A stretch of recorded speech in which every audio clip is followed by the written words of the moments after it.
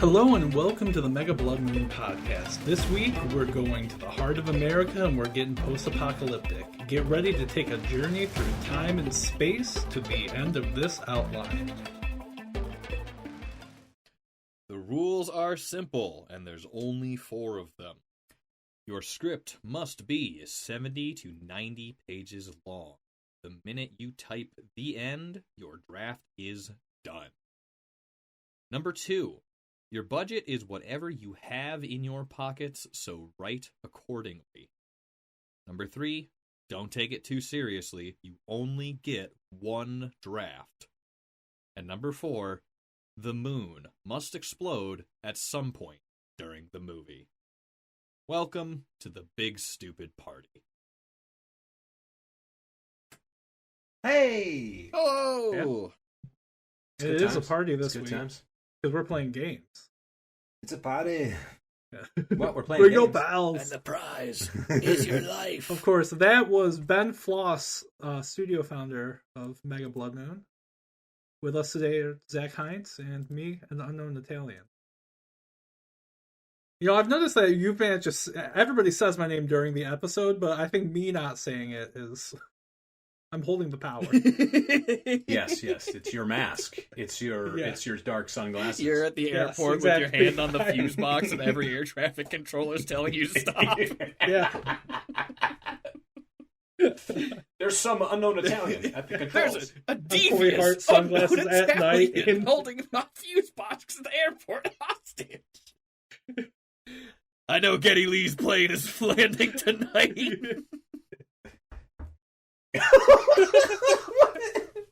Top show up, I put on a second pair of sunglasses. He put on a first. second pair of sunglasses and a Venetian beret.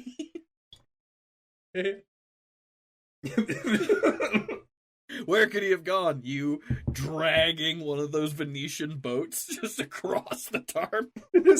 Oh, solo mio. You're talking about him piloting a gondola over the tarmac? Yeah, just screaming the paddle across Oh, solo mio. everyone clapping politely. Geddy Lee shedding a small tear, even though his plane nearly just crashed.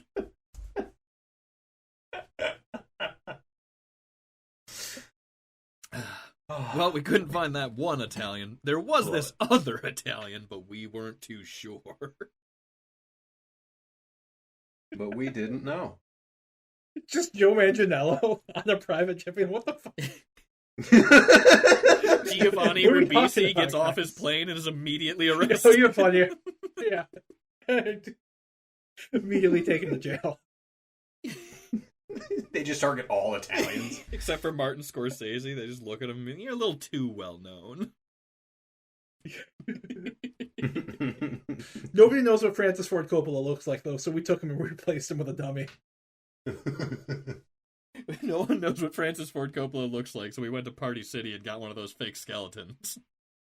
Yeah. Brought in the chair in his office. It's already sold 5 scripts. It's already sold 5 scripts and a crate of dog water wine.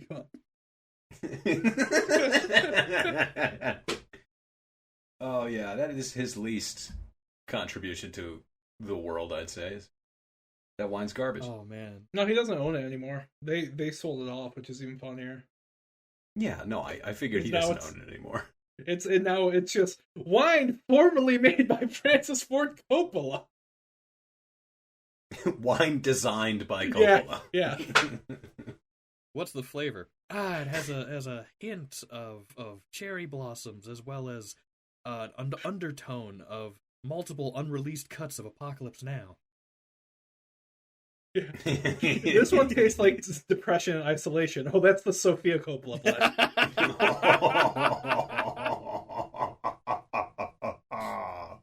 Not to keep ragging on a man whose career exploded with his most recent movie. How that explosion went, I'll leave that up to you, because I watched Megalopolis twice. Oh, I haven't. Oh, it's so I haven't good. seen Oh, it. it's so good. Like Zach, I am recommending to you a major motion picture with ecstatic emphasis. It is a dog shit movie, but fuck, it's fun. Okay. Yeah, I can watch it in parts, I guess.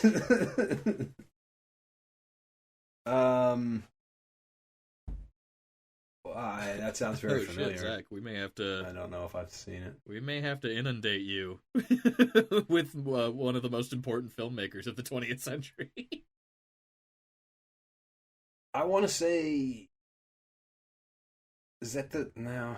You would honestly, you would know exactly. Who did Psycho Gourmet? No, not them. That was Astron 6. Okay. Those fellas. Yeah. Okay. No, if you would know. Zach, I'm just gonna have to bring you over and show you some Neil Breen. Yeah, Neil Breen Okay. is like what Tommy Wiseau thinks he is, and actually delivers. I don't know how to describe him other than that. He is the outsider artist director, and it works. Neil Breen, if you somehow listen to this, we'd love to have you on the podcast. Oh my god, please. Honestly, I'm not even going to try and describe it, Zach. I'm just going to show you my favorite one of his movies. Tony, you still haven't finished his most recent one. No, I haven't. I do need to finish that. I have it sitting on the desktop of this computer, having paid for it. Yeah, you missed the Cool. Neil Breen. this Neil Breen, we actually pay for your movies too, unlike most people. Oh yeah. You missed the CGI Tiger versus Man boxing match. That is you hate Zach, I gotta show you Neil Breen. I try not to tell people that they gotta see shit because it's stupid to do that, but also like, man, you gotta see Neil Breen. You're like you gotta see Neil. Just have him watch Double Down. I was gonna show him because Double Down's his first film. I was gonna show him Pass and Through. It sets the tone. That might be too much off the bat. I think you start with Double Down because Double Down is ridiculous, and like you get the president. Look, if you want to be the Oxy of this deal and ease him into it, I'm going full Fent. He's got to get passed through. You can't just do. He's that either gonna overdose, pass out, and we'll Narcan him back, and then bring him to Double Down. So you're jumping me into Neil Breen? Deep end. Yeah, Ben wants to jump you in. I want to send you on the same journey we as the filmmaker or film viewing audience went down. Okay. No, Bubba, I'm bringing you over and playing for keeps. You're gonna be. How did we even find Double Down? Because we saw Double Down before it was like an internet thing. Was it just like on a torrenting website or something? Yeah, I think we found it on a torrenting website and then found some forum. And then we were like, well, we have to buy it. Yeah, and then we wound up. Yeah, and then we. That's right, because we were like, "There's no way we're going to be able to buy this DVD. anywhere." And then we just looked up his website. And we were like, "Oh shit, we can just get it off his website." Yeah, he will just send us a burned DVD. Zach, I have this man's PO box nailed to one of my cork boards as inspiration. Okay. He is. Love it. He's a dude from Vegas who made a shit ton of money doing design work for casinos, like as an architect, and then just makes movies now in his retirement. It's incredible. Awesome. And like Tony said, he's just so far outside of the film ecosystem that, let me put it this way, Lipton fucking hates his movies. I think they're they are some of the most inspiring pieces of art that I have ever seen. All right. Like the amount of work he puts into it, and he released a How I Make My Films thing that we bought. That was how much was that thing about? $150? No, it was 2 discs. The retrospective. I think it was $50. It was 2 discs. Oh, was it $50? Yeah, no, it wasn't that expensive because all of his movies are like $25, and that came on 2 discs, so it was like $50. So it was $50. God, I love you, Neil Breen. He just like all of the movies he sends to you is just a sticker of the movie on a burnt DVD in a gem case. It's like, fuck yeah. For a long time, the only way to buy the DVDs too was to go to the website for each individual movie and use the singular store on there that will only sell you a DVD copy of that. Oh yeah, movie. you still You can't have it all do it. centralized? He still doesn't. The only one he has on No, his he still actual doesn't? website, he doesn't have links to the other websites. He just has the names of the movies and what the URL is, but not a link to that URL. The only one he has on his website is the 5-film retrospective. You beautiful man, you. Neil, you absolute diamond. Yeah. Once we jump you in, then you'll either never want to watch one again, or you'll want to watch all of them. Watch all of them. Oh yeah, another It's, counterexample. Blue fucking hates Neil Breen. Yeah, it's a real Okay. hot If when they you're cold. both hate it, there's a good chance I'm not in, but we'll see. All right, boys. How many? I counted up that we got 12 ideas on the plate here. So unless anyone really wants to force majeure their idea to the top, of I've been the trying to force majeure and it hasn't worked out. You have, yeah. We can kick flip to eternity We can do today. kick if flip. No, you'd like. no. I've learned that the force majeure has Oh, only. you mean your held me hyper complicated series of trying to fix chants? Yeah, yes, 100%. My attempt to rig it so that me with 2 ideas could sneak past the 8 ideas somebody else had. You know, usually Because I when put more someone thought refers into to it. force majeure, you just say, "Hey, I want to do kickflip to eternity," and me and Zach go, "Yeah, okay." Instead of this overly complicated dance routine of interlocking dice rolls. No, I'm saying we make one dice roll. Okay, love that. One roll to rule them all. Yeah. One roll to find, one roll to bring them all. Oh wait, and in the you gotta make darkness, it 13 give though. him the 'cause- Johnny slap. Yeah. Wait, why 13? Johnny pick. Because you have to come up with a random idea on the last one, right? Oh, blank slate.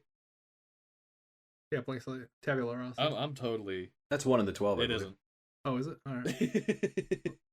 Oh, it isn't? No. You took it We out. got Yeah, so one of the 13. Moon-based blues, Behind the Music Horror, Font of Ares, Kickflip to Eternity, Freeway Aeneid, Heist of the Century, MBM 008, Lamentations in Aviation, Newton's Cradle, Vicious Cycle, Rise of the Diner Queen, Mega Blood Moon Media broadcasting near you. That I have a lot of things to say about Rise of the Diner Queen. Okay.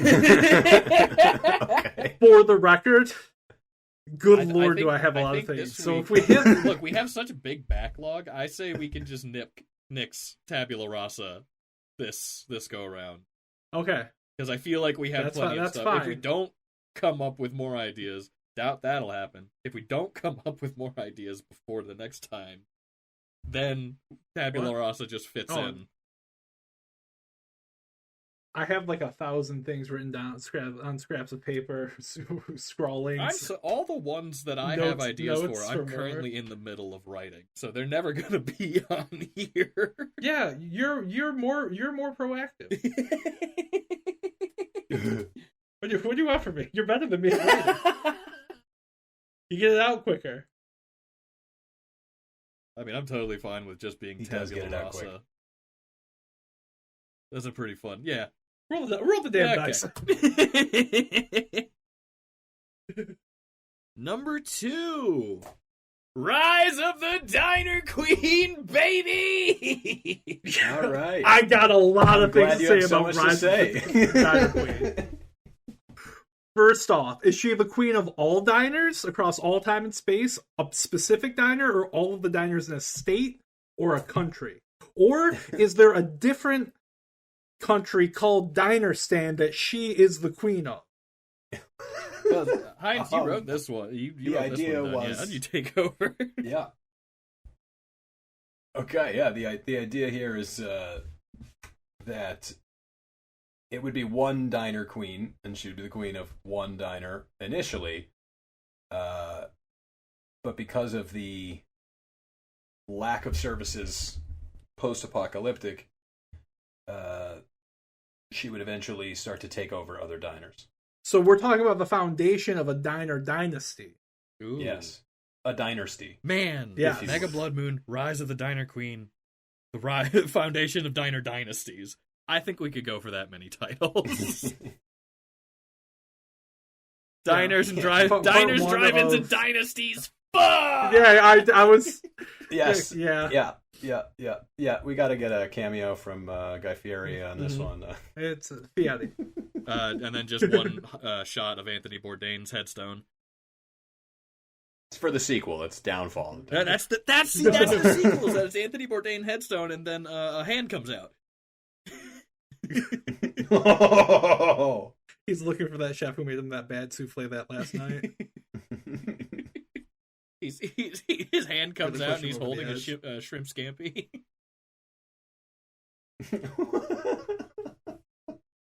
Screams. Oh God. Okay, so it's the founding of a dynasty. So do we have a name? No name? I think it's Rise of the Diner. No name of the queen? Pamela. Oh, That's yeah, the first name. That's Pamela's a diner perfect. name. like it's really I got Pamela hammered is a Debbie. diner name. Yep. Yeah. Yeah. Well, see. Which essential. Maybe Debbie is the other. Ooh, the rival. Yeah. The rival diner. But Debbie's Diners Drive-Ins. And I was like, that's another Debbie's D though. Diner Dynasty. Mm. Yes. Yeah. See. So what if so not Debbie, Deborah. Give it a little bit more of that flair to it. Because Debbie's like, oh, there's Debbie. Deborah is the name. There's Deborah. No, Deborah is the name of the woman who left the small town in the Hallmark Christmas movie and is now coming back to quit her job and marry her high school boyfriend, who is now the chief fire Holy inspector. shit! What if that's the B plot? That's just like everything's going wrong at Hallmark. It sounds fun. Deborah's her daughter. All right. She went away to the big city. She was supposed to take over the diner. Pamela has been running this diner with an iron fist, and Deborah's now back. And while Pamela is moving forward with taking over, because it says in what you wrote here, Heinz, it says that I'm getting it up. It says that post-moon explosion, cities devolve into chaos. So it's an apocalyptic scenario. Oh, absolutely. Post-apocalyptic scenario. The idea would be that we start with the moon exploding, and then 6 months later, this is the world at large. Beautiful. Yep. It's a scenario that's written in the Mega Blood Moon RPG. Oh, We love it. We love it. awesome. Which, if you would like Yeah, a parallel copy thought, of the baby. Mega Blood Moon role-playing game, you just fucking ask. Just ask for it. We can put it on Itch. We Just can let put us it know. on Itch.io for free. Itch.io, fuck, we'll We put should it on our probably do link that. I'll tree. do that. You know what? Don't Put even it on ask. Just LinkedIn. fucking find it, you lazy piece of shit. Yeah. Oh yeah. Hold on. Who the You're coming to fuck us. told you that you could come into our house, spit on our dog, come on our lamp, and call us gay? Wait, actually, hold on. No, I take back everything he said, because having written it, I do want more people to read it. So ignore what the studio founder said. You know, he's being held in check by the board of directors right now. I mean, can't we have like a link in the description of this We put links anywhere. episode? Yeah, let's I- link it up. I do gonna love put the links, idea of the show like having Lincoln an Logs asterisk together. being like the founder of the studio's comments do not reflect the messaging of the show.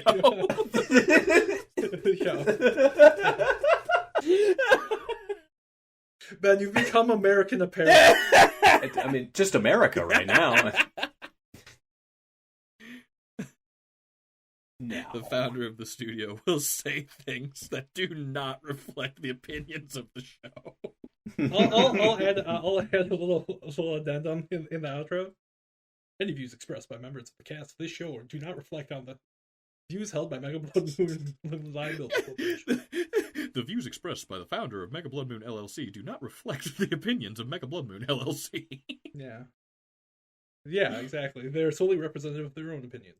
These are their stories. Ding ding. I'm gonna put like a little question mark next to that B plot because I think that's funny. Not necessary right now, though. All I wrote down, as it turns out, was Debbie Does Diners. Oh God. And Pamela protagonist. Which might be too would on this the nose for a be last something name. of like a chronicling of their rise of Pamela's rise as this matriarch of dinerdom, or Yeah, do you want it like Game of Thrones, or do you want it for like a canonical for Libowitz? yeah? A what?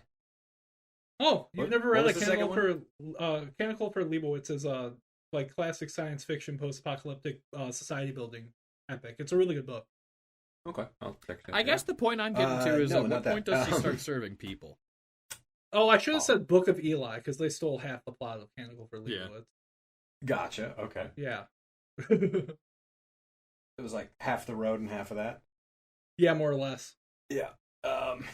So my thought was that like basically the idea is that all cities go to shit almost immediately, and everyone has to start exodus out of cities towards rural areas.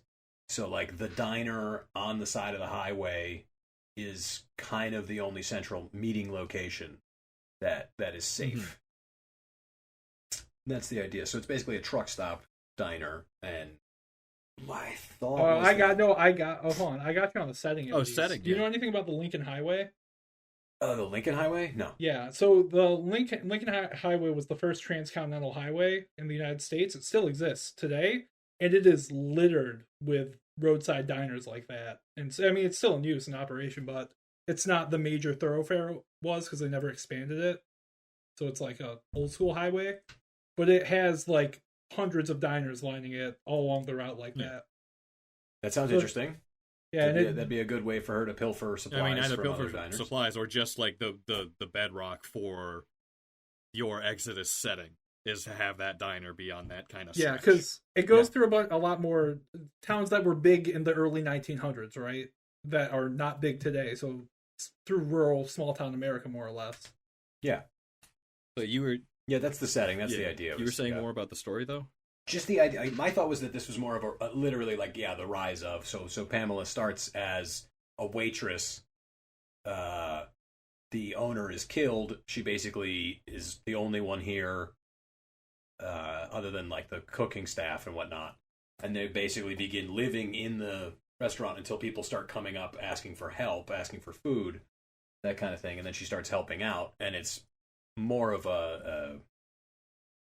an idea of her like trying to give back or be of service initially, and then corruption, and she becomes a bit of a Walter White. So character. I was actually just about to say when Anthony brought up Book of Eli, it could be Gary Oldman's character from Book of Eli in sort of a like we're watching the villain become the villain.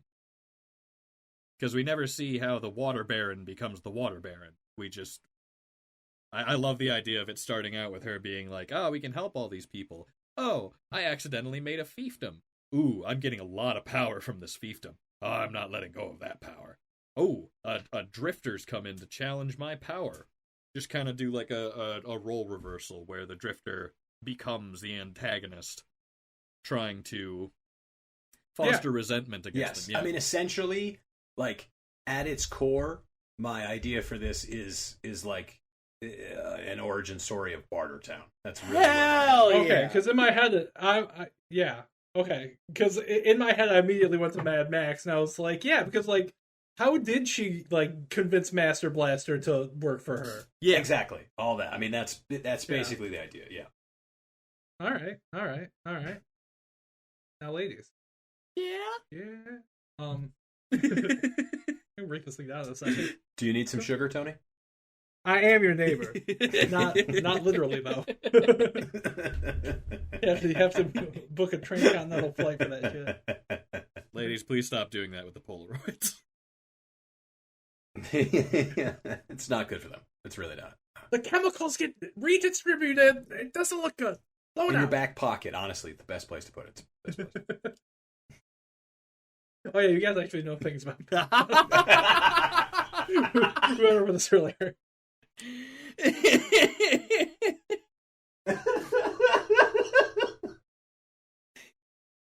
It was like back pockets oddly specific. Oh yeah, he actually knows the proper way. A non-insubstantial amount of the time, Tony making references, us going, yeah, well, no, actually, it works like this. Oh, yeah, you guys do film. Fuck.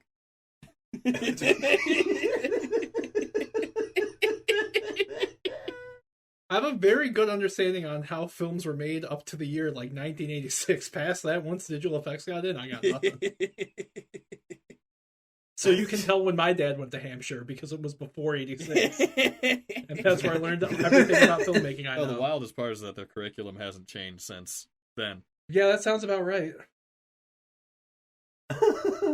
That's good. So we've got the moon explode. Man, this is going to be a fun poster to make. The moon explodes. So the moon explodes. What are the after effects? Are we talking like super plagues? We talking like vampires on Earth? We talking about just people devolving into chaos and carnage as they realize that they're fucked? Well, I mean, honestly, it would be tides rise, essentially eliminating the coasts, right? Forcing everyone inwards. Okay. But this is a man's inhumanity to man, and not. There's also ghost mummies you got to worry about.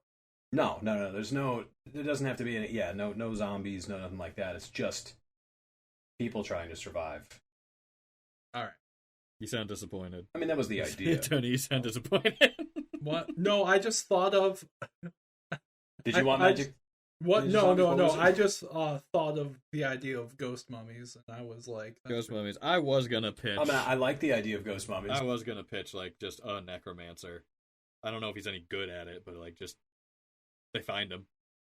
No. It's got have it be like a medieval wizard where like he's just a scientist, but he tells everybody he's a necromancer. He just shoots people with propofol. He's giving the old Michael Jackson anesthesia special and then pulling them out and being like, "You're a zombie now." Like, I mean, depending on how far this is post, and it's just they're carrying around this guy and they're like, "He's a wizard. He can cure all ailments," and it's just a pharmacist. Yeah, he's just a doctor. They call him the necromancer. Yep.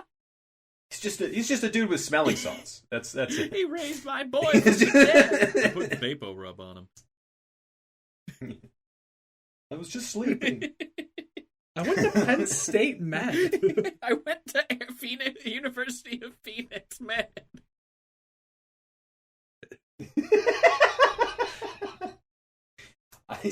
Sad like campus. It's like the Wizard of Oz. It's just a dude, but he has this massive. I mean, that'd be kind of fun if there was another character that was maybe a love interest for Pam eventually. Either a love interest or just a close ally. He becomes a close ally of interest. So there's the diner queen and the hospital king. The keeper of the dead. The keeper of the dead. He's the mortician. Yeah. Wood mortician. What do you do? Oh, honestly, no, I just sprinkle some oxy into everyone's food and they feel great and keep coming back. That's how they get into serving people is her association. Yeah. Oh yeah, she just the mortician. Hell yeah. Yeah, wait. What's that? Not medical examiner. It's another job. You have to be a coroner. Thank you. The coroner. Well, that creates a great moment of like later on when Pam is fully evil, when they start serving people and then they get a shipment of real food and they keep it for themselves. That's like that. Oh, Pam, this ain't the Pam we grew up with. This ain't the Pam we know and love. This is different Pam. The world is hardened Pam. This is different. This is bad Pam. This isn't explicitly helpful, but I think doing the intro to the movie being Polaroids of her life at the diner going through the years, and then the last one's the moon exploding, and like her looking up at it. It's not helpful. Like it gives you some background. And the line cook, arm in arm, out in front of the diner. The moon's above it. Yeah, the moon is exploding. They're both looking back at it. That's a great opening sequence of just like, here's the years of this time. Yeah, no, that actually is a. Yeah, and you see her with her kid if we do the B plot, and the kid behind the counter. And Deborah the entire time is just oblivious to the fact that her mom is straight up serving people at a diner, and she's just like, I just don't know if Jeffrey even thinks about me. Pam looks at her, looks back, sees Jeffrey being put through the sausage grinder, turns back. I think you need to move on. Jeffrey desperately looking for his lost little sister. Pamela eating a sausage very pointedly. He's not paying attention to me. He's all worried about Mimsy. Darling, I think he's got something else on the mind. You might want to move on. Ooh, something else on the mind while she's eating his brains is actually a better bit. That's though. pretty good. From Diner Queen to Cannibal King. From Diner Queen to Cannibal Queen. That was where I got, and I was like, it sounds better if you say Cannibal King. And then I was like, is that because of the Decemberists? The answer is yes. The Decemberists? And who am I? Do I think I'm better than them? I know I'm. Everyone at one point in their life has been the mandolin player for the Decemberists. You gotta do, once you move to Portland, you gotta do your tour of duty with the Decemberists. It's like Menudo. Yeah, it's like, yeah. Somebody just knocks on your door in the dead of night. They hand you a mandolin and push you on a tour bus. You just wake up on stage. Yeah, oh, that's even better. Sleep in your bed, wake up on stage. Mandolin in hand. Battery playing. Oh, fuck. Shock and horror as you actually begin to play the mandolin. Just looking down at the mandolin, seeing the fucking bloodied furrows from the people ahead of you. He's shackled, he's handcuffed to it. The worn notches in the neck wood of where fingers dug in trying to resist. Welcome to Portland. You're now one of the Decemberists. Mother of pearl inlays caked in dried blood. So it starts and she's trying to help people, right? Yeah, she begins taking people in. I mean, my thought would be like a jump in time. So if it's, she begins taking people in, she's doing good things, and then there's a jump in time to later when her daughter is older, not just a child, that kind of thing. Daughter's older, not makes just perfect a child. sense to me. I think there needs to be a more immediate thing that Pam is working against, because she could still be really trying to help people, but could there be another diner, a gas station, some other sort of local cops gone bad? Huh? What was that, Tony? Local cops gone Local bad. cops gone Local bad. cops Local gone cops gone bad. Like, I was gonna say, like a group that is working against her actively that she needs to defeat. See, no, that's absolutely. I'm gonna say it's the manager of a Denny's. It's a chain. The manager of the Denny's has teamed up with the local cops. He has enforcers. Yeah, exactly. The chain is providing them the funds to pay off the cops.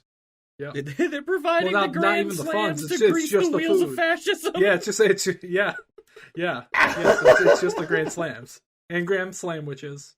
Or it could be like Dunkin' Donuts, I mean. I feel like enough negative things can just be put at a Denny's for it to work. Yeah. Yeah. Like you would never see Denny's or IHOP. A Waffle House would never team up with cops. Yeah, and like Denny's is circling the drain, so if we write it as Denny's, there's the off chance that Denny's fully closes by the end of that and we can use it without licensing. Or they need the help so bad that they're like, yes, we'll sponsor you. Hail Mary throw, give this Mega Blood Moon movie $1,000. Yeah, right. In grand we want the tapes slams. from the Circle Pit concert. So maybe is it Danny's? Is it a different name? I think Danny's. Hey, we'll put in Danny's. You know what we do? We keep it as Denny's until we have to change it. Yes. I also agree with that.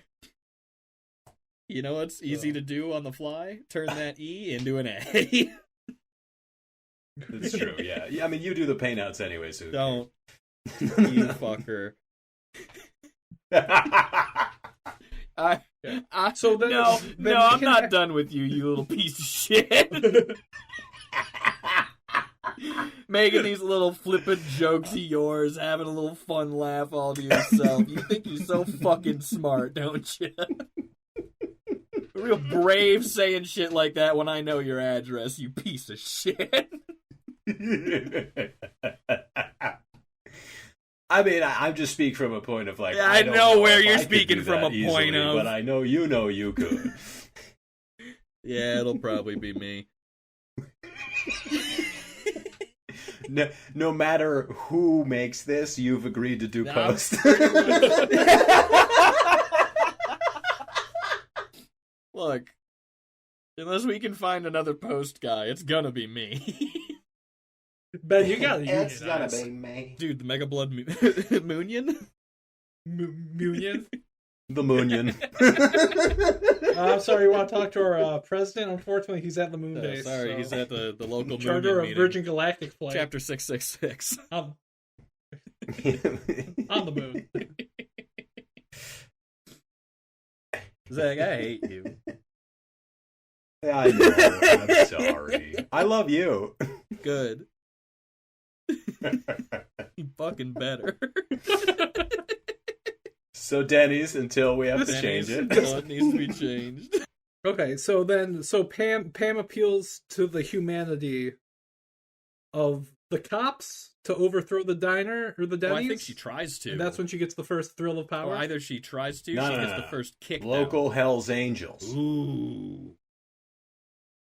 Well, I think that's the genesis of it, is that she originally tries to appeal to the humanity, trying to be like, we can work together, we can help these people, and the manager of You Danny's, guys used to be cops. Yeah, the manager of Danny's is You're like, supposed to protect people, not attack we're them. here to sell grand slams, not help people. And that's the flip. She teams up with the local bikers. Yeah, exactly. Exactly. Yeah. Now you're okay. catching up. There Okay, it I is. see what you're saying. You had none of this written down. Fuck y'all, don't you tell me anything. Listen, lady. I ain't worried about Nathan. All right. And then, so they have their confrontation. Pam wins, right? And then there's your time jump. Yeah, there's your time jump. And now she owns the diners up and down the Lincoln Highway. Yeah, basically has just like a strip mall fort up and down the highway for people to stop at. Yeah. Yeah. That would be a fun set. Like, fuck, that'd be a fun set. Yeah. Right?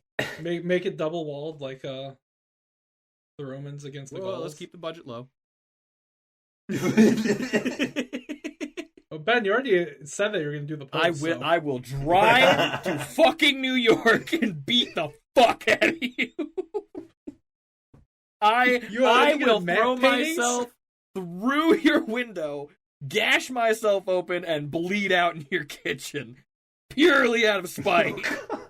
My kitchen doesn't have windows. That's a lie. My kitchen doesn't have windows. That would not be up to Hear that frantic would not be up to nailing code. of boards over the windows. My kitchen had windows. Cement mixer backing up sound. Yeah. So, yeah. Are you going to get a matte paintings? That's my follow-up question. That'd actually be really fun, too. That would be. We could talk about that.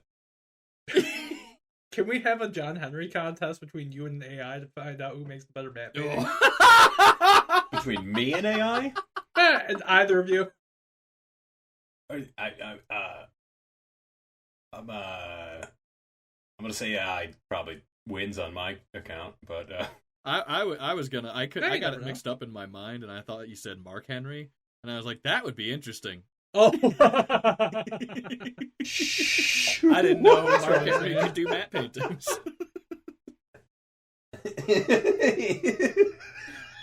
Yeah, he's a very talented fella, isn't he? No. Unfortunately, the only wrestler I know is a talented artist. World's strongest Renaissance man. Ooh. Now we're talking. Mark Henry. Yeah, now we're talking. Oh, sexual chocolate. Yes, indeed. Yes, indeed. It's him in the sexual chocolate gimmick, but he's doing the matte paintings for Star Wars.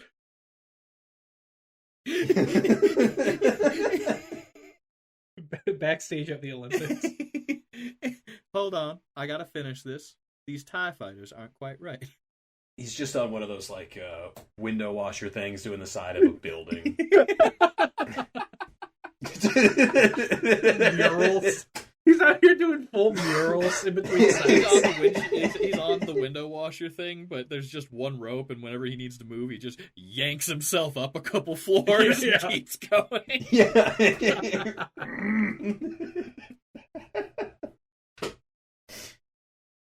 And then the plane goes for the second tower, and he just stops it.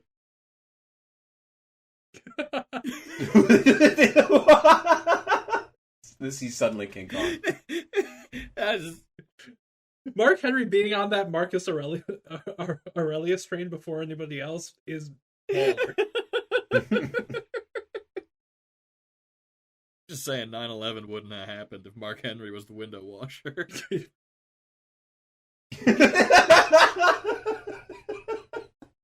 I'm just picturing the rain of fire like leap into the dragon. It's just Mark Henry leaping through the front of a plane.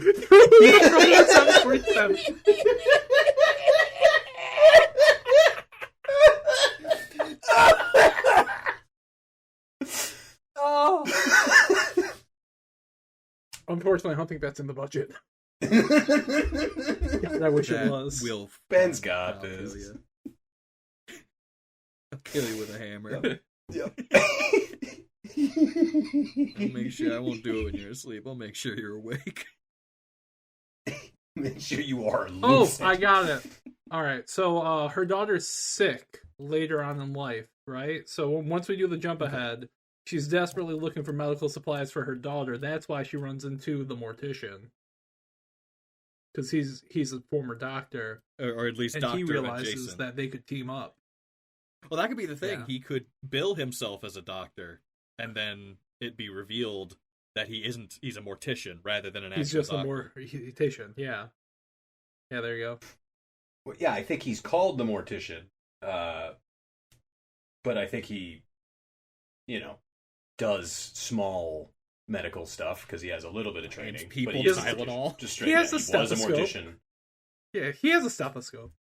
No, but I mean, he can do stitching. He can do, shit like that. Oh yeah, but if you have the stethoscope, people think you're a doctor immediately. He just doesn't say he isn't. Yeah, it's kind of a true, combo yes. of those two things. That's what I was thinking. Was just like, Yeah.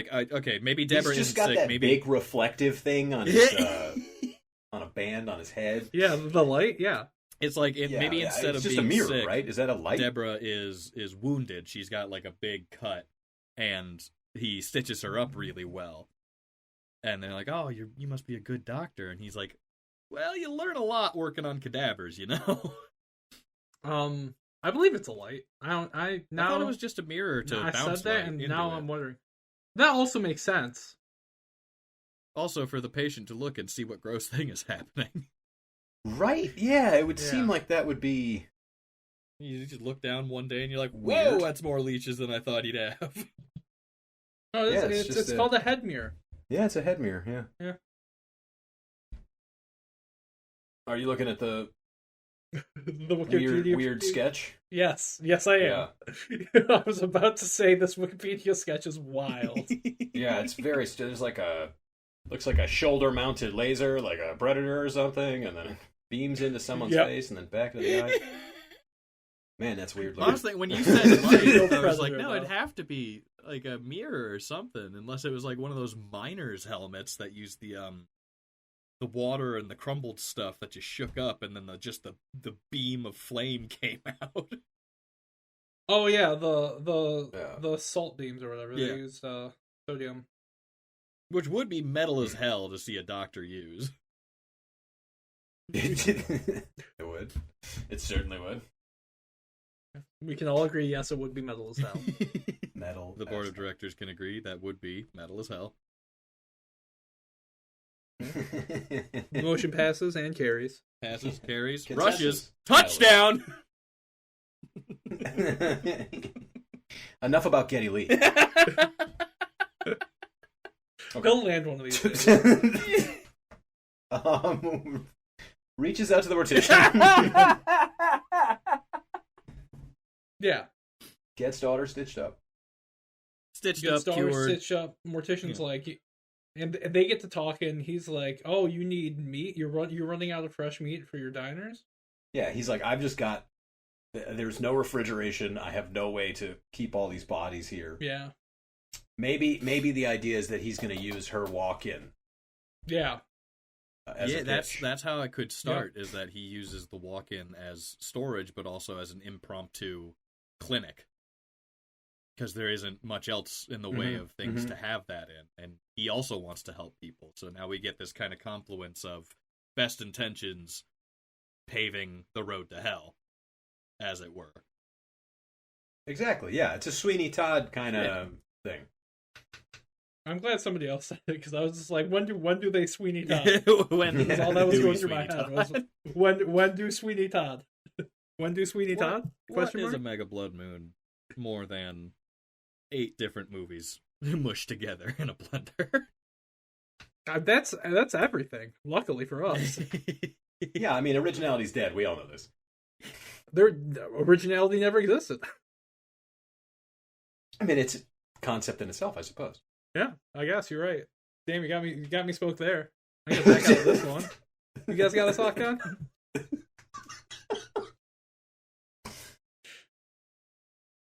So we're totting.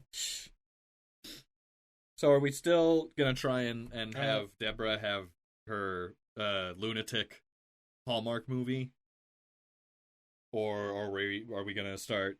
Because I feel like we're already well down the road of they become cannibals, and now what is? Since we're already down the road of they. Well, no, I become thought part of that cannibals. was that Pam eventually serves her lover. Yeah. Oh, and then Deborah can 100% become the she needs- main force against her. Yeah. Yes, she exactly turns on her mother and this empire she's built. And she teams up with one of the old cops. Yeah. He was only a week from retirement when everything went to shit. I was only a week from retirement when the Denny's exploded and blew up and everyone died. The Denny's was offering me a retirement package in the apocalypse. Being the house detective for a Denny's. Yes! Yeah, your retirement package is you get to be a short order cook. I was the local Denny's house detective. He was the health inspector. She teams up with the old health and safety inspector. You ever held a gun before? You thought you were a food inspector for about 2 years in Kuwait. The haunted look on his face. Isn't that a poison taste? The health inspector is secretly just an absolute murder machine. Yeah, he was in Desert Storm. You ever heard of Desert Just Storm? want to make sure you're nice and healthy. Yeah, you ever heard of the Highway of Death? It's a highway much like the one that we're standing on right now. The health infector. You fought against Saddam Hussein? I was there a little bit before, and a while after.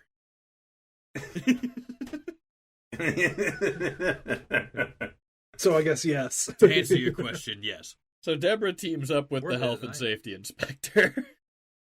Yeah. Yes, and Oh, there's our end shot of them walking off. Is him giving it a not like an F, but like a D.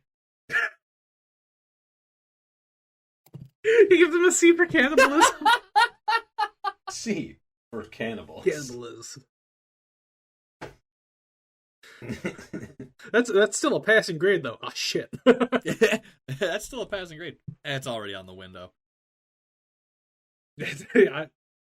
Once it's on the window, it's out of my hands. So, all right, we've worked out most of the plot beats. How are these people dressed and armed? Well, hold on. We haven't worked out all of the plot beats because we've got the time jump. We've got Deborah moving Certainly on. not. Yeah. And I wanted to talk about the outfits, so I was trying to figure out a way to segue into that. that segue had the grace and poise of a goose in the middle of a ballet. Almost unnoticeable. I mean, I think Pam is dressed. Pam is like, you know, the stereotypic diner. Skirt. Pink uniform with maybe like it's pink, a teal apron, but yeah, that, and then or teal uniform, pink apron. I like the teal and pink, but the idea would just be that like it would be the outfit, but then maybe more like a butcher's robe or like even like a welder's robe, or like the big leather front apron. I see what you're saying. I'm gonna be honest. I really just wanted to talk about her crown. Her crown. What the fuck? It's I was thinking it's three spatulas. Yeah, I didn't even think about an actual crown. So however we want to do that, I'm down. Yeah, Ben, we're on the same page. I'm thinking crown. 4 spatulas in a square with forks and knives sticking out of it. Yeah. And then the front piece is one of those, the syrup dispensers with a metal thing on the top that slides back. That's like the crown jewel. And immediately she says when shit starts getting hitting the fan with Deborah and the safety inspector working against them, she says, "Grab me the fine silverware," and then the crown is brought out and she puts it on her head. You made such a big stink just to talk about the crown, and we were nowhere near done with the plot. I was talking about the crown. I had a really good idea for the crown, and it turns out you had the same idea for the crown. But think about it, in the syrup dispenser, blood. What? You put she's got the syrup dispenser on the front of the crown, like a crown jewel, and you put blood in it. Oh, gotcha. Blood. Gotcha. Blood. It's like a ruby. Yes. Made of people. As far as the plot is going, the last thing I have written down is they start Sweeney Todding. The daughter leaves. I think the daughter needs to leave before the Sweeney Todding starts so that we can have that shock reveal for Deborah when she gets back. Oh, okay. I thought the idea was that she serves her the lover. Yeah, I think that can still happen. I think that's our turning point for Deborah to work against Pam. But I think there needs to be a naivete of Deborah when she comes back, because during that time that she's been gone, that's when the change has happened fully for Pam and the mortician to fully Sweeney Todd. Either that or they hide it from Deborah in some way. But I think there needs to be that moment where Deborah becomes sickened with Pam for what she's done or what she's become, and then actively start to try and stop her. In that whole, like, you wanted to help people. What happened? And then Pam's like, I wanted to help people to help themselves to seconds. Yeah. I completely agree. Is there space in the title for a comma? Or parentheses? Because now, as we're getting further into this, I'm like, oh, Titus Andronicus the Lesser. Because this is we have back-ended from, we have gone from Sweeney Todd and shot right over past it and become Titus Andronicus. This indie lo-fi acoustic synthwave album that we're about to drop with 8 titles is going to be so fire. Yeah. It's a shame that Titus Andronicus is already a band. Oh, yeah. Otherwise, we could just use it. It's a tight name. So who does Deborah fall for? Who is the person? He's the local volunteer fire chief. We're gonna call him right now, for the sake of argument, Steve Manley. Love Steve Manley. Okay. He's a volunteer fire chief. Okay. Or EMT, either or works. But they were prom king and queen together. I didn't really picture there being like a high school. I think he's just throwing that at the board. If it sticks, it sticks. Okay, if they it were doesn't, just I'm just putting down Deborah background. Falls for local boy she knew, just so that it's someone who's familiar. Harvest. Here we go. It's the Harvest King Queen.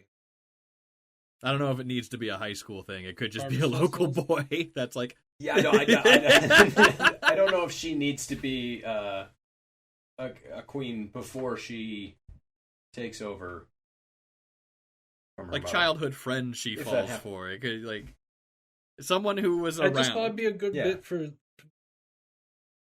because then they could call her the true Harvest Queen. I don't know. I was adding more queens. I'm just doing additions. I hit crown and now I'm just stuck on adding queens to this. Once we get Queens. to Yeah. rooks, it's gonna be a Queen. problem. Yeah. Well, the thing was, is like I was like, yeah, her crown could be like made out You're of just Oprah with corn. crowns right now. You're just like, 100%. you get a crown, and you get a crown, and you get a crown. My brain right now is just Shakespeare and crowns. I don't know what to do with The it. volunteer fire Okay, chief, but how the do we make volunteer him a fire pretty- king. King. Yeah, he's the Fire King. We've now entered Avatar. Let's do this. I also like that you guys figured out that chief. What is a chief but a king?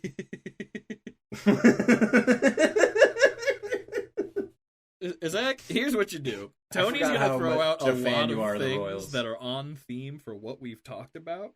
Just take the essence from them, and we can keep going. If we come back to the regal nature, we come back to it. You just take the essence of it and keep moving. This guy has a scepter. It's a brainstorming process. Hold on. Can that scepter look like the what's the Hippocratic cane or Don't go to whatever? the scepter. It's not a. It's a brain. It was a joke. It was total facetious. We're already talking about scepters. You told me you bring up scepters. I can't talk about scepters. scepters. Tony, There's you're no bringing scepter. a brain hurricane, and we're trying to find the ideal lighthouse. Think about it this way. No more thinking be a from you. rod No instead more of a scepter. thinking. Could be a rod instead of a scepter. All right, so Deborah falls for a local boy that she knew from childhood. Context of which TBD. I'm not saying they can't be the Harvest King and Queen, but I am saying for the point of getting the plot down, it's someone that she is familiar with and that Pam is familiar with. So that there's a established connection for that when he gets ground into meat paste. It has an emotional effect on A, Deborah for having liked this person, and B, Pam for no longer showing empathy. Maybe there's a. Actually, Tony, the scepter Oh, could be. So that means Debbie. You know how you had Oh. the syrup dispenser for the head? You put the syrup dispenser on the scepter, and there's where the and blood it's got pour blood, comes. and then Yeah. you can reach out. Yeah. And then she does it over the head of the lover. So she has to get captured when she comes back. Then. I think she's welcomed back and finds herself being treated like royalty, which is weird. Oh, I see. And I'm not saying this is like a gradual transition of like, oh, mother seems to be running the diner quite well. I quite fancy this young serf. Who are you, young boy? And it's just like, wow, mom's kind of gone fucking nuts. This is weird. Hey, I remember you. What's going on here? Oh, we're establishing a connection. This is good. Ah, my mom's eating him. Well, I think you establish the connection beforehand, right, of their childhood. Then you reestablish the connection before she leaves and meets the health and safety inspector. Yes. Then she comes back and she's trying to infiltrate, and she's welcomed with open arms. Then her mom's talking up this big dinner they're gonna have. Like, oh, you just can't wait for the big dinner. And in the meantime, she's reconnected with her former associate, now turned lover. In the meantime, she's sneaking out of the castle at night to go meet with him. Mom knows about it. The big dinner at the end of the week, she serves the lover. Syrup pour over head. It could even be Blood. that she goes to sneak out with him and he's not there.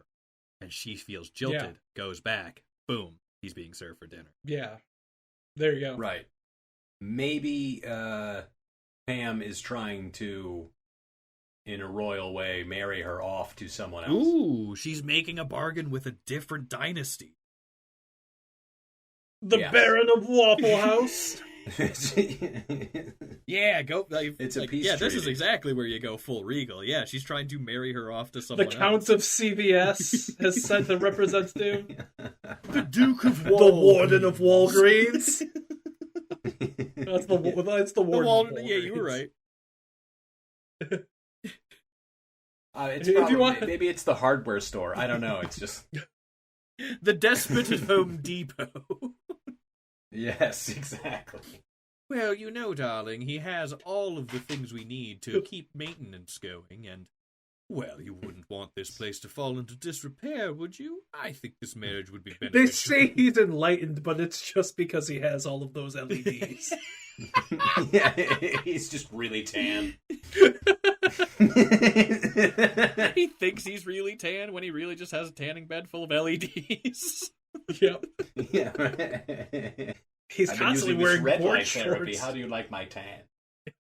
He's constantly wearing board shorts, but he looks like Tom York.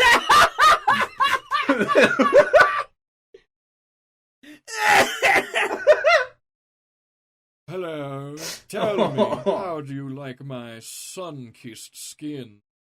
Deborah, what the fuck? I could make you a steak on my Weber grill.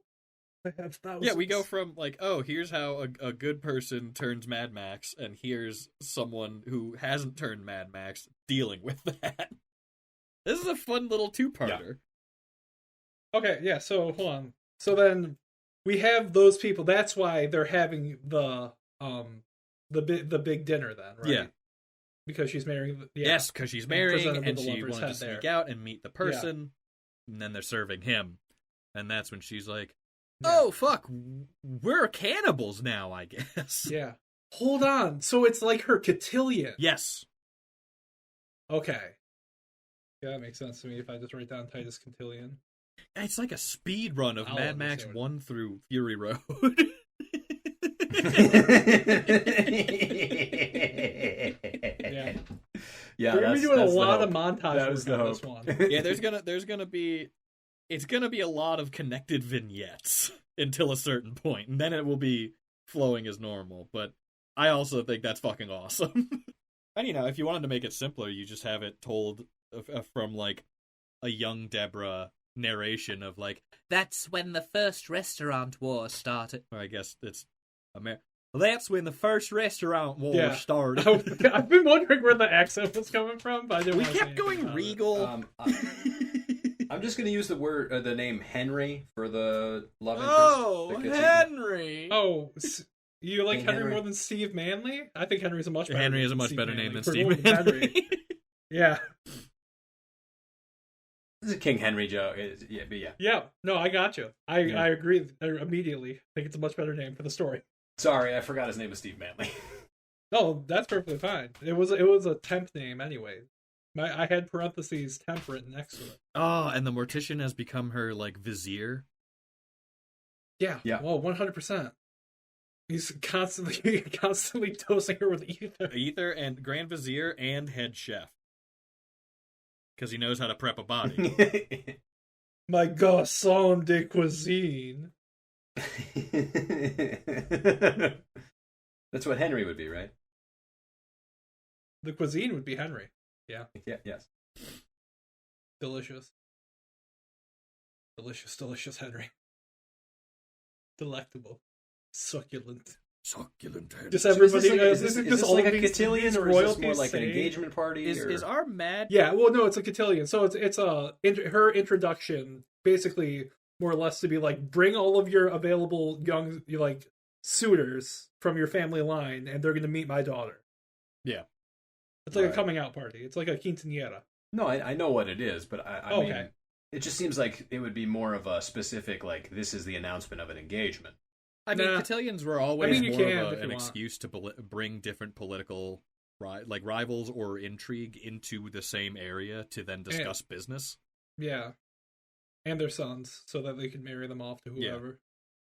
The problem with the engagement party is that we have to establish a bunch of things before that scene, whereas the cotillion, we can establish things in scene, Yeah. was my thought process. Okay. Oh, darling, you must meet the Duke of... No, we already got rid of Macy's. Denny's. The Marquis. No, it's the Marquis of Macy's. There we go. The Marquis of Macy's is the here. Tsar of the Warden of Target. Walgreens. The Yes. Wall of Mart. Yes, the Wall of Mart. And this is Daniel. We just Martin kind of of like Wall. Daniel. Hey guys. What does Daniel do? We don't know. Mostly HVAC. Mostly HVAC repair. Yeah. A little plumbing. Yeah. Why do you sound exhausted? I've been doing HVAC for a while. Puffed way too much Freon. Yeah, they don't make inhalers anymore. Asbestos really is a bitch. Ooh. Why do we keep Daniel around? He's just so sweet and doesn't have long left. He's literally the only person we can't eat. Yeah. Why do you keep Daniel around? His flesh is poisonous. Yeah. Eating him would be a death sentence. So then how does Deborah, horrified now, leaves, gets away, probably has a little bit of struggle. On her way out, she is caught and saved by the health inspector. Yeah, he's showing up to break her out. Showing up to either break her out or he is a drifting health inspector. Still, like the postman. He's just but a health inspector. So he just shows up again? Because that's the second time she's met him. So Oh, when was the first time we she can do met that. him? So the way we had it is they descended to Sweeney Todd type shit. She gets out of there and meets the safety vet, health and safety inspector, who's also a vet. Then she comes back, or at least you might have had it written down differently. This is why this is a process. You know what? No, you're she half comes- right. She leaves just before the Sweeney Todd shit. She can meet the health and safety inspector, tell him about where she came from and how great it was. She comes back, everything's a nightmare. Health and safety inspector shows up, saves her at the last second from being dragged back in, and they convene to now take down her mother, Pamela. Yeah, maybe the health and safety inspector is... I mean, it'd be funny if he was just a guy doing his job still, but I think maybe the idea is that he is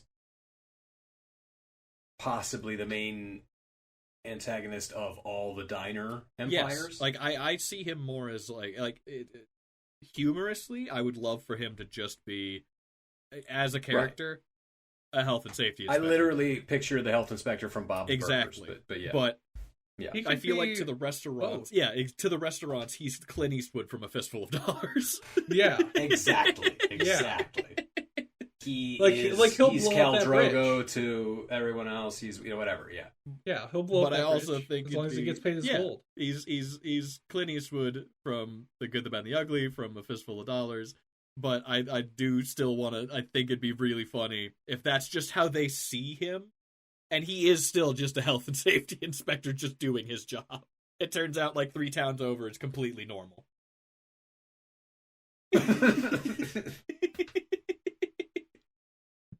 Like, no one descended to cannibalism. He actually, like, he just moves through places, like, actually seeing if they're up the code still, because that's a valued service. And then he gets to here and everything's fucked. Or we do a full, twist at the end and it's like The Village. Oh, I was just thinking that. I was like, Ben is describing The Village ending. Yeah. No. No. Ben, No, I don't wanna how does do it a feel Village. to become M. Night Shyamalan? I mean, he had a good run. He did. But then He did. people got used to it and he fell off. But they had to get used to it. I think what happened is that he tried to double back on The Lady in Water, where the twist is that there is a twist. Yeah. That he got everybody wrong. You got to recast the whole thing. But then he lost us at the end of the movie when he's just like, me, the director, I will write a book that'll influence the president one day and change the world. Like, you could have cast anybody in this role, M. Night, and you put yourself in. Yeah, that was a little... probably just for budget or whatever. Maybe somebody fell out, but it did feel intentional. Yeah. Yeah, no, we're not trying to do Like, The if he had Village. been any other character, you would have been fine. No Village. No, moons explode. You can't come back from that. You're telling me if the moon exploded right now, you think the U.S. government could come back from that? We own the moon. Think of what it would do to our GDP. The moon explodes? My God, how will this affect the economy? Telescope sales plummeting. Yeah, I know. You know the Fed would get an interest rate raise in there somewhere. We have 72 hours before the particles hit the upper atmosphere and we all die. We're gonna do a rate increase. 5 points. I mean, ooh. Deborah could be sent away just before the first confrontation with the Denny's enforcers because Pam wants her to stay safe. Oh, so she goes up with the vet? It's either before they realize they have to start serving people and she doesn't want her around for that, or it's that I think that enforcer fight is like, I think that first fight with the enforcers is like a real coin flip of who's gonna win. And Pam doesn't want to risk her daughter's life, so maybe the health and safety inspector is the person that she gives Deborah to. So they have more of like a father-daughter relationship when he comes back. And since he's a vet, he taught her survivalist ways. Survivalist ways in the mean streets of Cleveland. Then she... When you say vet, are you guys saying vet as in a veteran or a veterinarian? Oh, veteran. Oh, hold on. Okay, I'm going to flip a coin real quick. For some reason, I had veterinarian in my head for a minute. Yeah. I mean, it'd definitely be cleaner if it turns out that he was a vet. I really love the idea of him just being a guy. Yeah, you can be a guy and be a vet. No, it says you can't be a guy and be a vet. Can you? Yeah. That's what I'm saying. Like, think of all of our grandparents who served in World War II. They became people. Yeah, they became people. Most people would argue. They got there. Well, my grandparents most people, were in including Korea, me. All right, Korea, same thing. Yeah, no, they're just. I don't guys. know. My grandpa Wilhelm was never really the same. He really didn't like talking about it.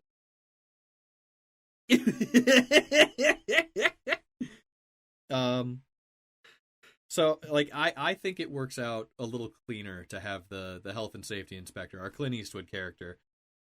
Him and Pam were on good terms, and she trusted him to take care of Deborah, which he did. And then she decided. So there's a True Grit B story. I think True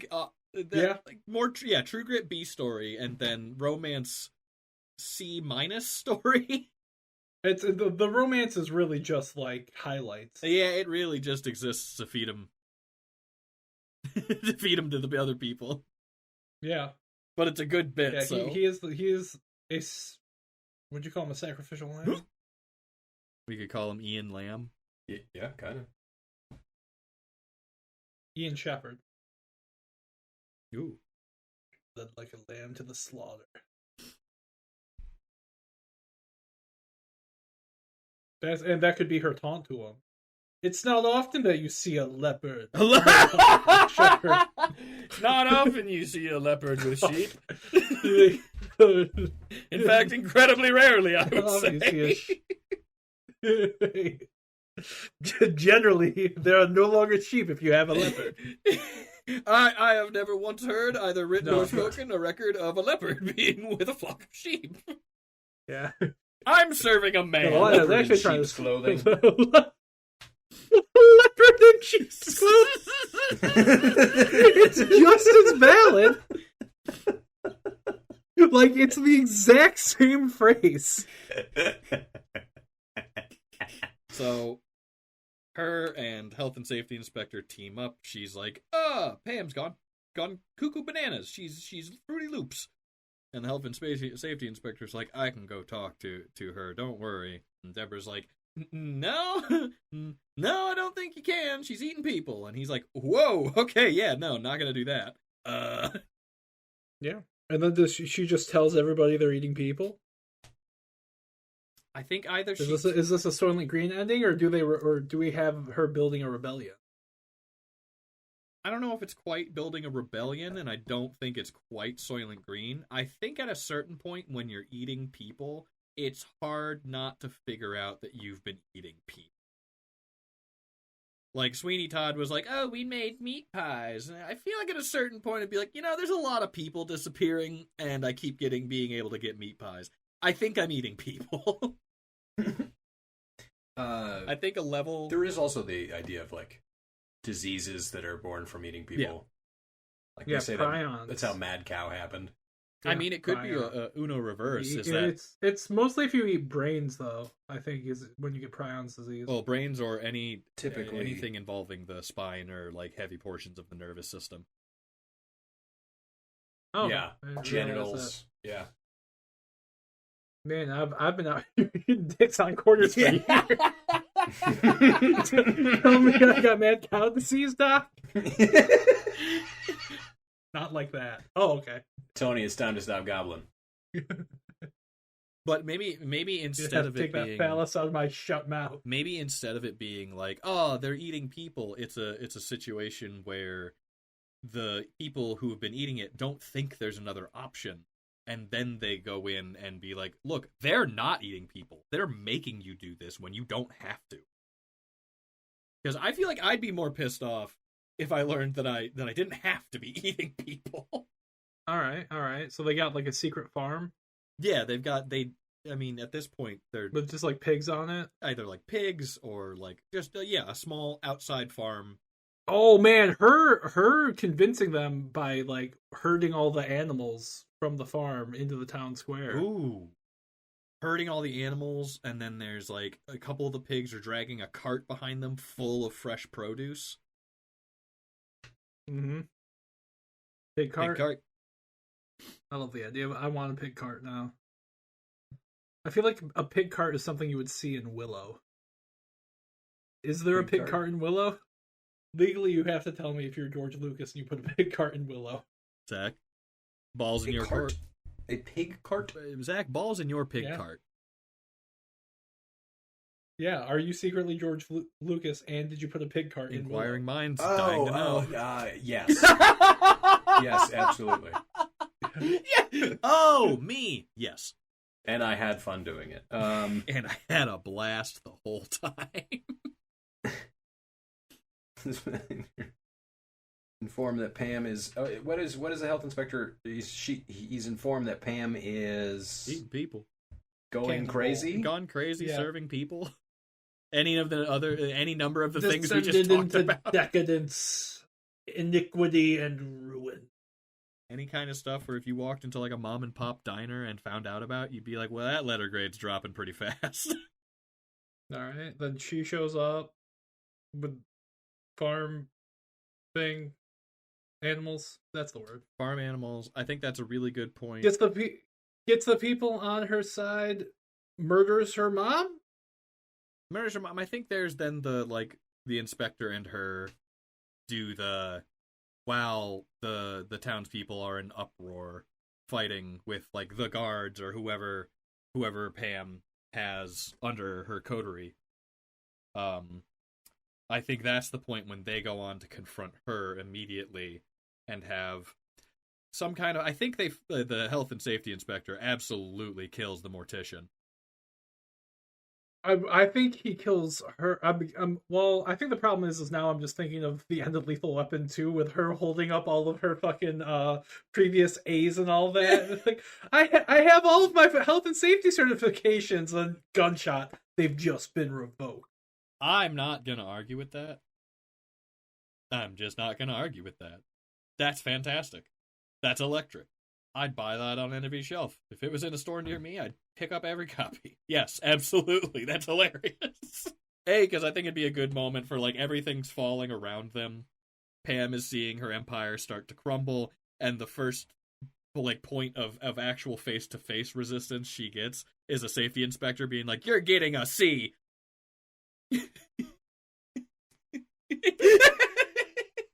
For cannibal.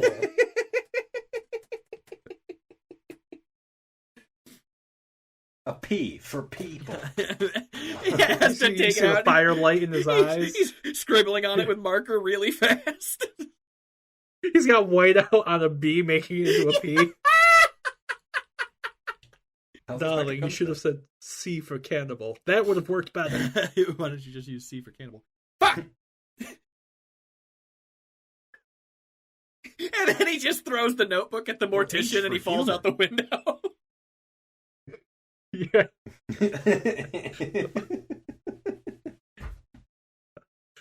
You always get me on board for some defenestration, so Oh, you know that window's gonna be high she's up. on the balcony just proselytizing, hits her with the P for people. Deborah, why didn't you just use a C? Fuck! The mortician steps forward, just whips the notebook at him and hits him in the head, and he falls out. Fuck, just immediately falls out. Falls out, breaks his neck, dead on the floor, trampled. Like Saruman in the movies, just like falls off an unimaginable height, lands on a spike, goes underwater. He just impaled on the pig cart. The pig cart thing that he's impaled on snaps off. All the pigs immediately run over and start eating him. Yeah. Oh, that's fun. Yeah, 100%. I was honestly picturing falling into like a horse trough and breaking his neck and drowning. Yeah. But yeah, I like and then the pigs eat them. Well, the pigs can eat them both Look, ways. No matter what the pigs happens, are fun, but we are supposed to be writing. Sorry, you go. What, Ben already said he was doing the post work, so he's got the pigs on lock. I've given up at this right, point. Let's yes. just keep moving.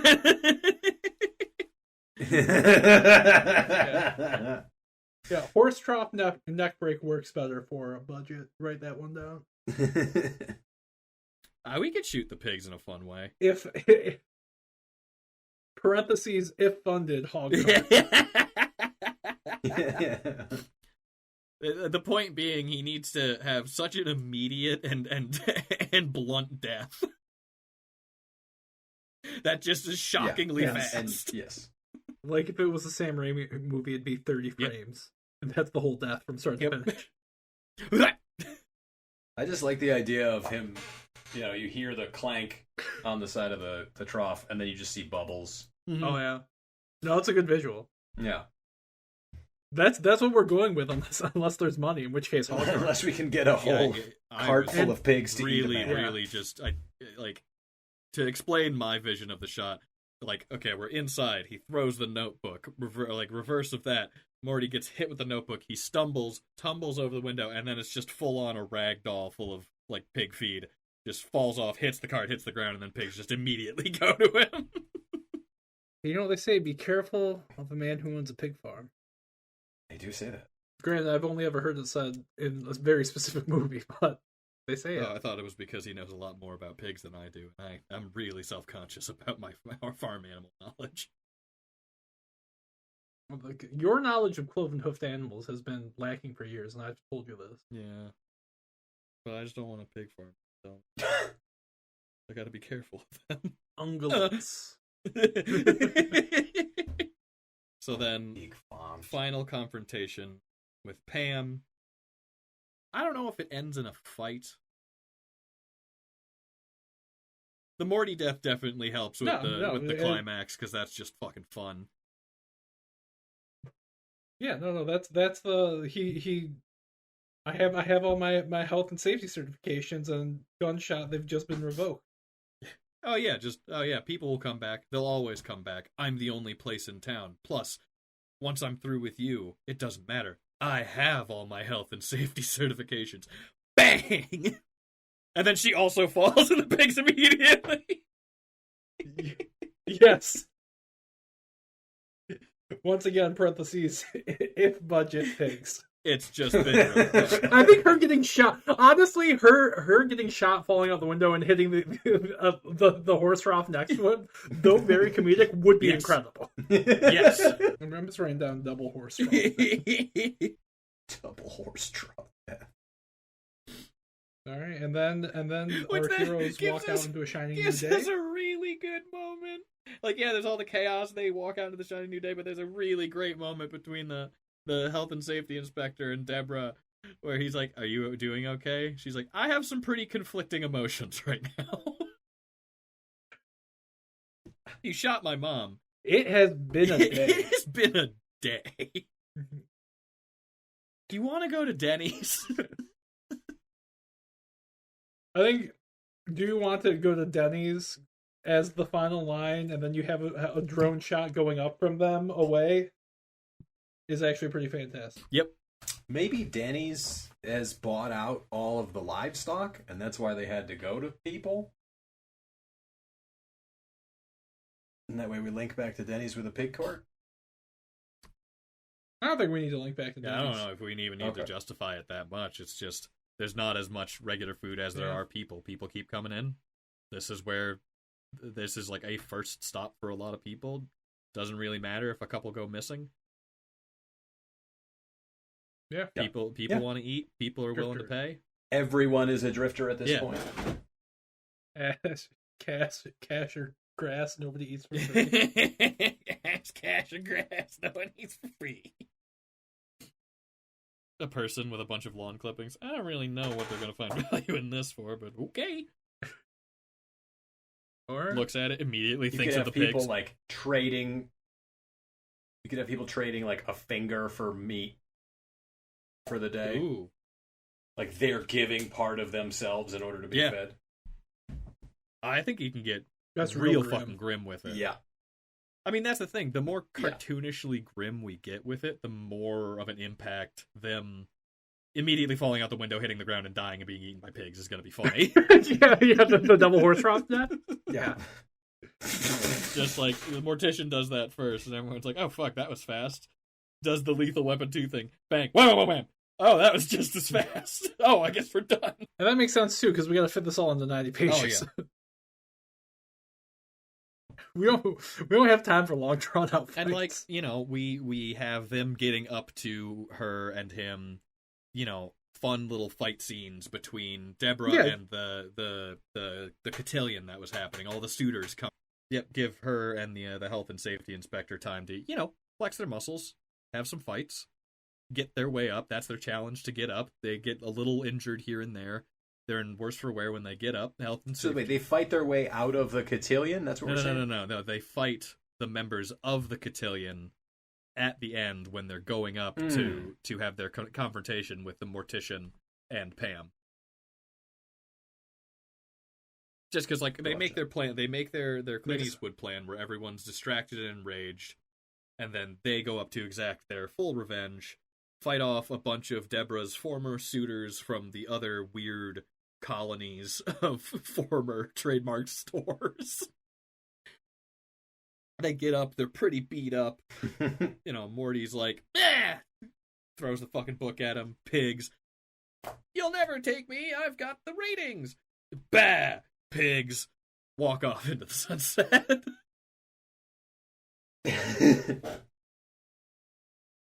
Okay. Makes sense to me. That's a straight line, Yeah, this is, top to bottom. honestly, 100 this miles an could hour. be a 200-page movie, but it won't be. It'll be a 90-page movie. This could be a 200-page movie. Or it could be two movies. No. Rise and Downfall. No, you put it in one. What are we running here? Fucking... You get one. Tony's already pushing his luck with one of his movie ideas. I'm not allowing anyone else to do anything over 90 pages. I got prior consent because I have a trilogy. I have a trilogy. You were written. grandfathered in, which makes it okay. Yeah. This is not grandfathered in. Yeah. And to be fair, they all have separate plots, and the moon does blow up in each one. Yeah, but each one you said is also like 210 pages. No. I said they could be 210 pages. Let's Will I write that much for Let's them? change that could be to a won't. 70 to 90, Yeah. baby. I think that stuck in your mind a lot more than it stuck in my mind. Yeah, I wrote the rule. Me offhandedly saying that. 210 total. You get 370 pages. Yes. Mwah, mwah, mwah. Perfect. Yeah. That's what I'm saying. That's what I was saying the whole time. I'm going back. I'm retconning my previous statement. That's what I was saying the whole time. I'm surprised your tongue hasn't turned black from the bile you spew. All right. So we have a full plot here. It looks like from start to finish. And I want to rectify a Yeah, mistake seriously. that I made in a previous episode. because I insisted that Tony hadn't read through any plot lines, and Tony, being the editor of this show, corrected me. And so I'm going to say, Mr. Zachary Hines, could you please summarize the script for us? Show your work. Show your work. You gotta show your work. That's the new show your work theme Is song. it? Great. Show your work. Show your work. Show your work. You gotta Show your work. You gotta show your work. Okay. This is... I'll give it a shot. We're here to help. Okay, great. This is a loving community, and we don't ever say anything mean to each other. Never. Okay. There is Boo! Boo! a Polaroid opening of a woman's life working at a diner, Beautiful. and then the moon explodes. Mm-hmm. I believe the final Polaroid is of the moon exploding while two people are standing there. Yeah. Like the end of Evangelion. The moon explodes. The owner of the diner dies. The woman from the Polaroids takes over the diner and realizes that people need help. People start coming in from different areas, moving through town, and she is there to help them, offer food. She realizes over time that she starts growing a powerful following for helping people. Eventually, a chain restaurant tries to take her out by hiring cops. Pam teams up with the local biker gang, and in the fight, the daughter is wounded. Then they reach out to the mortician, who is the local closest to a doctor. The daughter gets stitched up, and then Pam decides to send the daughter away because she got injured and because she wants to keep her safe. And after that point, they start serving human meat out of necessity. They continue serving human meat. It is hidden from Pam. Or it's hidden from Deborah, sorry. Because she's not there. Yep. I forgot to mention that while all this is happening, there's a B story of Deborah falling in love with a local boy or just having a childhood friendship with a local boy before she gets sent away.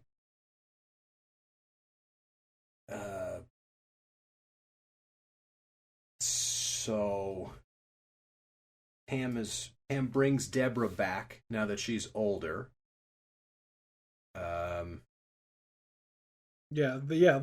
imagine that scene is like her in the woods in like the cabin that the health and safety inspector has, and they send a messenger with like horns, like fucking Shrek when Lord Farquaad invites him.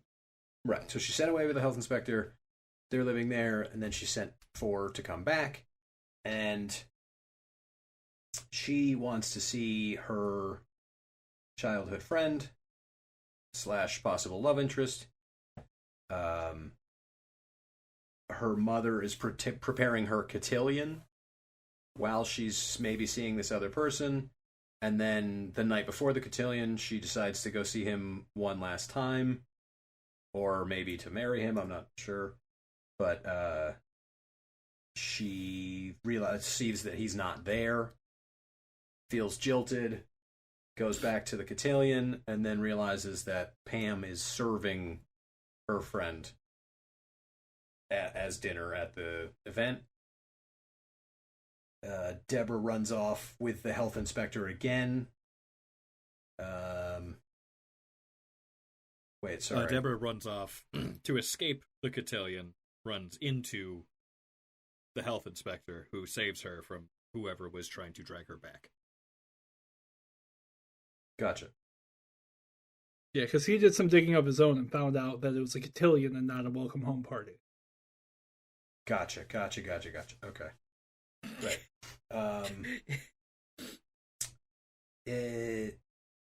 So there's like we have True Grit B story with the health inspector. Is that happening The whole time. That's happening the whole time. That's like part of her childhood cutaways to the cabin and stuff. Yeah. Yep. Okay. Then the health inspector is informed that Pam is going crazy. Does that happen? That's when she leaves the cotillion and meets up with the health and safety. Because he's like, I just heard that it's a cotillion, not a welcome home party. It doesn't matter. They're fucking eating people. Yeah. They ate Ian. Got it. Let's see. Deborah and the health inspector return to stop Pam. And is this when the fight with the suitors occurs, or is this? Yep, that's when the fight with the suitors. Yep. That's the fight with the suitors occurs when they come back for Pam. Okay. So you meet them all at the cotillion scene. You kill them all in the Pam scene. Suitors. It's like in old Hong Kong action movies. You'd always have a scene early on with the big boss of the bad guys talking to all the lieutenants, just so you know who they were when they got the shit kicked out of them. Yeah, that's basically what the cotillion is. I gotcha. What is the Scott Pilgrim? It makes me think of Scott Pilgrim. Fighting with the suitors. So they get through the fight with the suitors. They get inside, and the mortician is killed first. Yes. Yes. Okay. Mortician gets a notebook thrown at him, or the health inspector throws a notebook at the mortician. He falls through a window, breaking his neck in a horse trough, or being devoured by pigs, depending on funding. Horse trough defenestration is my new cattle mutilation cover band, actually. Wow, Don't worry about that. Defenestration is the act of being thrown out of a window. Tony has a weird form of autism where if he hears anything that he can relate to a band, he'll relate it to a band. No. Anything that sounds like a cover band of another band. Tell me if I'm wrong. And also, hold on. I passed my RADS test. I'm certified not autistic. I'm not stealing that valor. What do you mean on nice? I didn't pass.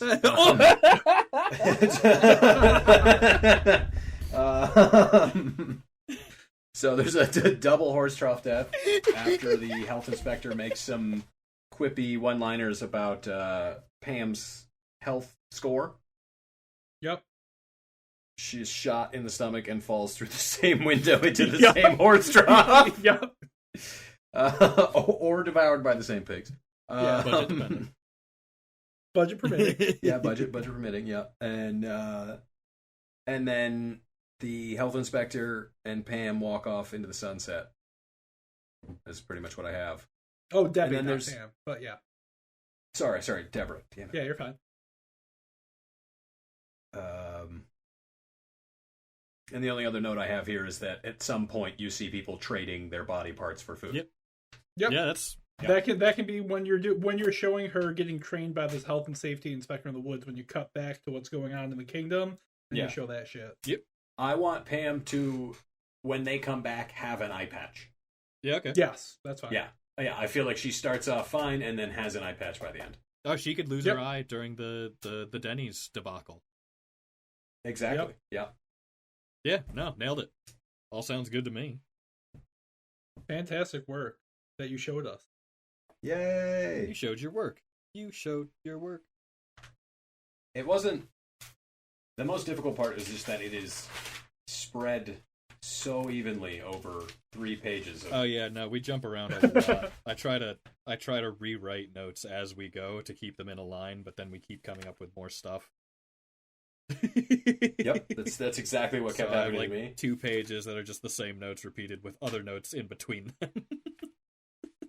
Yeah, I just use arrows and point places, which is I've got a lot of arrows going around on the second page. On the first page, I started off on one column and then made a second column to redo. But it's almost like we're making up a movie outline on the fly. It's almost like we're just on the fly. Where else are you going to find content like this? Boys, other boys. Yeah. Please, who else is writing? Boy dogs, girl dogs. Girl dogs. Where else are you going to find 3 people struggling like this?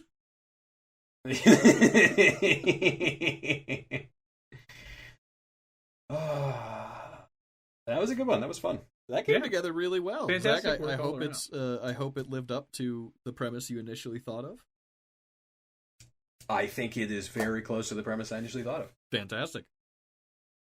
Wunderbar. And for those of you listening at home, please remember, if you ever want to take a crack at one of the scripts outlined here, or if you want to make your own Mega Blood Moon script, please let us know. Reach out to us either through megabloodmoon.com, directly to one of our emails at either unknown_Italian@megabloodmoon.com, or a fearsome wizard at megabloodmoon.com. We would love to hear your suggestions for things to try and outline on the show, and we'd love to read your scripts should you want to try anything for yourself.